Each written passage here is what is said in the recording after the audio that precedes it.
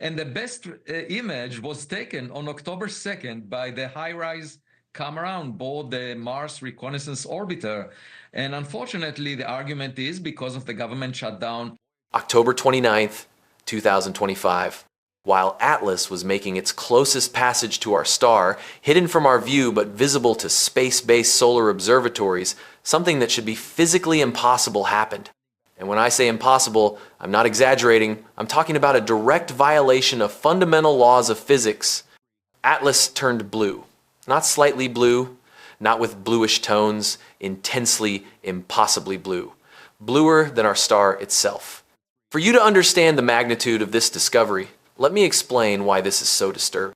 For an object that should be 20 times colder than the solar surface to emit more blue light than our star is a direct violation of the laws of thermodynamics. Cold objects don't emit more blue light than hot objects. This isn't a suggestion or a trend. It's a fundamental law that governs how matter interacts with energy throughout the known universe. The data came from multiple independent sources, making it absolutely impossible to dismiss as instrumental error or calibration failure. Stereo A's twin cameras, the HI-1 and Core 2 instruments, both recorded the blue shift with spectroscopic precision. SOHO's LASCO C3 coronagraph independently confirmed it. GOES-19, a weather satellite that was monitoring solar activity during the critical window, captured the same impossible blue glow. These are instruments designed by different teams, operated by different agencies, processing data through completely different pipelines. They all saw exactly the same thing. And what they saw defies everything we thought we knew about how frozen objects from interstellar space should behave, as Dr. Avi Loeb from Harvard put it bluntly in his analysis. For this object to appear bluer than our star defies basic thermodynamics of how cold bodies interact with stellar radiation. Dust should redden scattered sunlight. Atlas's surface should be approximately 20 times colder than the solar photosphere, resulting in a redder color, not bluer. The only natural explanation would be an internal energy source. But what source would that be? And why would it activate exactly at the moment of perihelion when Atlas was closest to our star and hidden from Earth observation? The acceleration that defies explanation? But the impossible blue color was only part of the story. While Atlas was performing its impossible color transformation behind our star, something else was happening, something that may be even more significant for our understanding of what we're actually observing. David Farnokia from NASA's Jet Propulsion Laboratory, a navigation engineer with a PhD in mathematics from the University of Pisa, detected non-gravitational acceleration during perihelion. And we're not talking about a small perturbation. We're talking about 135 kilometers per day squared of radial thrust away from our star, plus 60 kilometers per day squared transverse, perpendicular to the solar direction. These aren't trivial forces. This isn't statistical noise hidden in error bars. This is real, measurable, directional thrust occurring exactly at 1.36 astronomical units from our star, right at perihelion, right at the moment of closest approach when we couldn't see what was happening. Now, comets naturally accelerate all the time through what we call the rocket effect. Sublimating ice creates gas jets that push the comet like tiny rocket engines. This is completely normal and expected. But here's what makes Atlas different, and why this discovery is keeping some of the world's best physicists awake at night. To produce 135 kilometers per day squared of acceleration through normal rocket effect, through normal gas ejection from a sublimating surface, Atlas would need to be losing mass. A lot of mass. Dr. Avi Loeb did the analysis. Everyone was thinking but hesitating to publish. Using conservation of momentum, one of the most fundamental laws of physics, place end 20 determined, that for an object of Atlas's estimated size and mass to generate that much thrust, it would need to be losing approximately 10% of its total mass over the course of a month. 10%. Let that sink in for a moment. This isn't gentle evaporation of ice crystals in space. This is catastrophic mass loss. This is the comet essentially exploding, ejecting billions of tons of material in a continuous hurricane of outgassing that should create a massive, bright, absolutely unmistakable cloud of gas and dust around the nucleus. A cloud that should be visible across the solar system. A cloud that every telescope should easily detect when Atlas emerges back into view in November. As Loeb stated his prediction crystal clear, we should see a dense gas cloud around it in November and December. Not might see, not maybe we'll see, should see. Because if the non-gravitational acceleration is being caused by natural cometary outgassing, then the laws of physics, specifically conservation of momentum, require that this cloud exist. It's not optional, it's not uncertain, and if we don't see that cloud when Atlas emerges in November, then the acceleration can't be natural. Something else must be producing that thrust. Something that doesn't involve massive material ejection, the images that disappeared. And here our story takes an absolutely frustrating turn into bureaucratic absurdity. Exactly when Atlas was making the most important observations of its entire transit through the solar system, when we finally had the opportunity to obtain high-resolution data that could definitively resolve its nature, government bureaucracy intervened in the worst possible way. October 1st, 2025. The United States government ran out of funding authorization. Multiple agencies, including NASA, were forced to furlough non-essential personnel. Scientific operations continued where possible, but communications stopped. Press release launches ceased. Data sharing slowed dramatically. And the next day, October 2nd, Atlas passed just 30 million kilometers from Mars, closer than Mars has ever come to Earth in all recorded human history. HiRISE, the high-resolution imaging science experiment aboard NASA's Mars Reconnaissance Orbiter. This is a camera that can resolve 30-centimeter features from an altitude of 300 kilometers above the Martian surface. A camera that has photographed collapsing avalanches, dust devils casting shadows, the parachutes and landing platforms of rovers that touched down decades ago. When pointed at an object 30 million kilometers away, this camera could achieve a pixel resolution of approximately 30 kilometers. To put this in perspective, our best Atlas images from Hubble and Keck had resolutions 3 times worse. These images were taken. Multiple researchers confirmed that HiRISE was tasked with observing Atlas during the Mars flyby window. The geometry was favorable, the pointing was possible, the observation was successfully executed. And then the images disappeared into the bureaucratic void created by a government shutdown that began October 1st and lasted weeks. Avi Loeb was explicit about this in multiple interviews. In his appearance on the Joe Rogan Experience, in his written statements, in interviews with multiple news outlets, he clearly stated that he requested access to these images. He contacted the HiRISE principal investigator directly, received no response, followed up, still nothing. The images exist, they're sitting on a server somewhere in NASA's data pipeline, but they haven't been released, they haven't been made public, they haven't been shared with the scientific community that desperately wants to see them. NASA hasn't confirmed the existence of these images. They also haven't denied it. They've said absolutely nothing. The silence is deafening. Loeb called it terrestrial stupidity, not evidence of aliens, not a cover-up, but basic human incompetence interfering with discovery. The universe doesn't care about government shutdowns, he said. Science doesn't pause because politicians can't agree on spending bills. The scientific war, Loeb versus the establishment. These discoveries have created a civil war in astronomy that goes far beyond Atlas. It's a fundamental battle about how science should respond to anomalies, how much weight to give unlikely explanations, and whether the possibility of discovering something truly revolutionary justifies the reputational risk of being spectacularly wrong. Brian Cox, physicist and science communicator, stated his position unequivocally. Atlas is a comet made of carbon dioxide and water ices and bits of other things. It has a predictable orbit. It will pass by our star and continue drifting through the galaxy. Speculation about alien origins is, in his words, nonsense. It's sensationalism. It's misleading the public about how science works and what the evidence actually shows. Loeb's response was equally direct and much sharper. Cox is like a cave dweller who finds a telephone and calls it just a rock. Real scientists play on the field guided by data, while commentators sit on the sidelines repeating popularity contests. But safe positions don't lead to revolutionary discoveries. They lead to confirmation of what we already believe.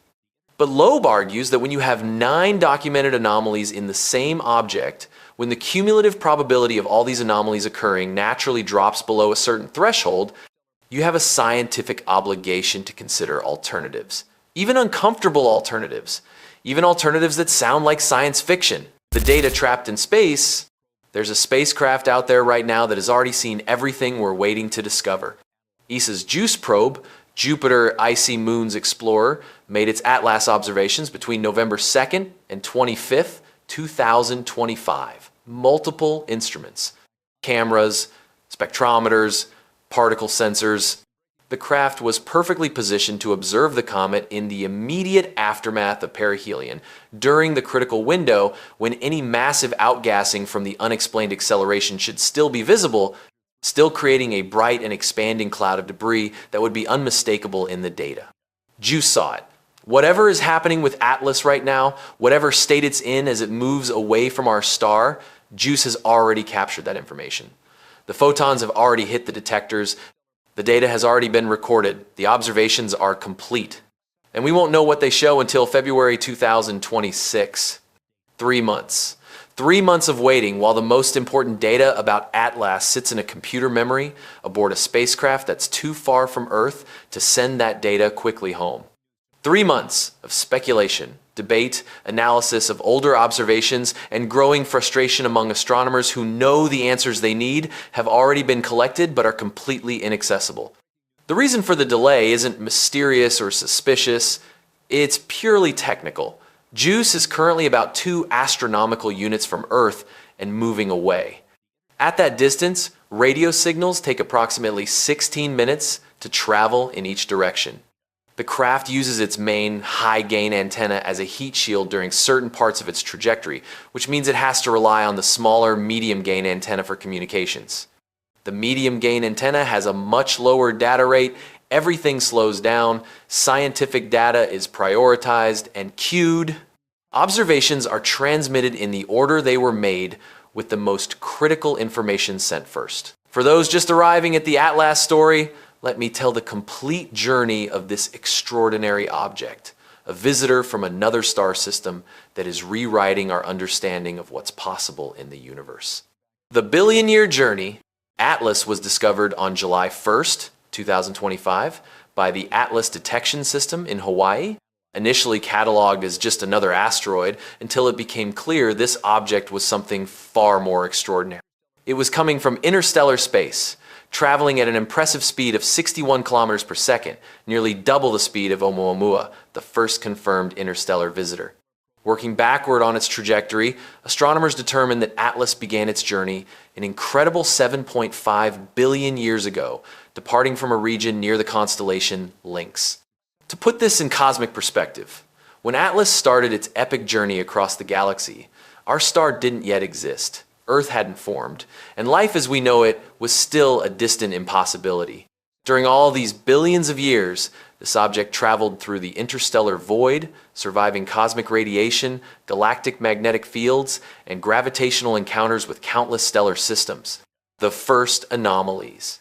From the moment of its discovery, ATLAS began revealing properties that defied all expectations about how interstellar visitors should behave. Geometrically suspicious trajectory. Its orbit was aligned with the ecliptic plane, the flat disk where all the major planets in our solar system orbit, with a precision of only 5 degrees. For an object coming from a random direction in interstellar space, the probability of this coincidence is only 0.2%. It's as if ATLAS had deliberately chosen the most efficient route to visit multiple planets in a single pass through the solar system. Industrially impossible chemistry. When large ground-based telescopes began analyzing ATLAS's spectroscopic composition, they discovered something deeply disturbing. The object was emitting nickel, but without iron. In nature, nickel and iron are absolutely inseparable companions. They form together in the cores of massive stars, travel together through the interstellar medium, and condense together in the formation of planets and comets. The only known exception to this universal rule occurs in industrial nickel refining processes, specifically the carbonyl process developed in the 19th century. And the dominant gas being emitted by ATLAS? Exactly, carbon monoxide, 87% of all observed volatile emissions. Chemically anomalous color sequence. July, red, normal for distant comet with dust dominating. September, green, normal for C2 emission, but Atlas has extraordinarily low levels of carbon chain molecules. October, impossible blue that violates fundamental thermodynamics, the 9 documented anomalies. Optimized orbital alignment. Only 0.2% natural probability for this geometric precision. Extreme velocity, 61 kilometers per second, nearly double other known interstellar visitors. Industrial chemistry. Nickel without iron, consistent with carbonyl technological refining. CO dominance, 87% of emissions are carbon monoxide. Color sequence. Red, green, impossible blue. Accelerated brightness, brightening rate that broke all predictive models. Massive nucleus, between 440 meters and 5.6 kilometers, much larger than typical visitors. Early activity, outgassing detected beyond Jupiter's orbit when it should be inactive. Solar anti-tail, tail pointing toward our star, unusual geometry. Individually, each anomaly can be explained with extremely uncommon natural processes. But 9 anomalies in the same object, the cumulative probability becomes astronomical. What's next? December will be definitive. November. Atlas emerges from behind our star around the 11th, becoming visible again in the pre-dawn sky, low in the constellation Virgo. If it's still blue weeks after perihelion, this will indicate an active energy source that doesn't depend on solar distance. December 19th. Maximum approach to Earth, 270 million kilometers. Hubble, Webb, and dozens of ground-based telescopes will all turn their full attention to this visitor from beyond. We'll finally get the high-resolution data we need. We'll see the true color with spectroscopic precision. We'll measure the spectral lines and identify exactly which molecules are present and in what proportions. February 2026, JUICE data finally arrives on Earth, revealing crucial observations from the post-perihelion period that may definitively resolve all questions about what really happened when Atlas was hidden from our observation. The truth is out there. We're at an absolutely unique moment in the history of science. Atlas carries secrets from a star system that died before Earth was born. Its 9 documented anomalies challenge our fundamental understanding of physics, chemistry, and what's possible in the cosmos. The impossible blue color that violates basic thermodynamics. The acceleration with no viable natural explanation. The chemistry that only exists in terrestrial industrial processes. The high-resolution images hidden by bureaucracy. The crucial data trapped in space for 3 more months. Maybe it's just a very strange comet with extremely unusual natural properties that require a remarkable convergence of improbable circumstances. Or maybe it's evidence that we're not alone in the universe, that technology from other civilizations is within reach of our telescopes, visiting our solar system exactly during the few decades when we developed the ability to detect it. December will give us definitive answers. Or it will give us even more questions that challenge everything we thought we knew about the cosmos and our place in it. For those following the channel, what do you think of the most recent discoveries? Do the impossible blue color and unexplained acceleration fundamentally change your perspective on what Atlas might really be? For those just arriving, after learning about all 9 documented anomalies, do you think Atlas is a very strange comet with unusual natural properties, or something completely different? If you want to follow this extraordinary story as it unfolds, subscribe and activate notifications. I'll bring all updates as data arrives in December and JUICE data in February. Because one thing is absolutely certain. Atlas is rewriting our understanding of what's possible in the cosmos, and we're living through this potentially revolutionary discovery in real time. Until next time, and remember, the universe is much stranger, more wonderful, and possibly more inhabited than we ever imagined.